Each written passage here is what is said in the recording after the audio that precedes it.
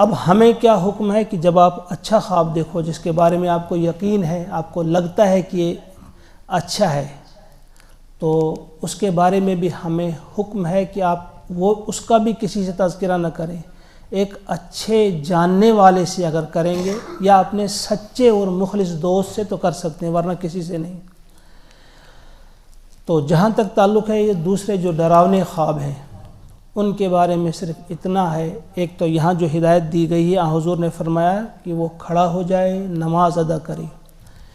اور کسی سے نہ کہے۔ تو ایک اور روایت میں حضور نے فرمایا صلی اللہ علیہ وسلم جو ہی وہ جاگ جائے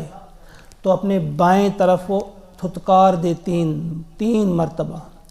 ایک ہوتا ہے تھوکنا نہیں ہے، وہ معدے سے تھوک آتی ہے وہ الگ ہے، ایک ہوتا ہے تھتکارنا جو یہیں پہ تھوڑا سا تھو انسان کرتا ہے لیفٹ سائڈ پہ، تو 3 مرتبہ وہ تھتکار دے اور پناہ مانگے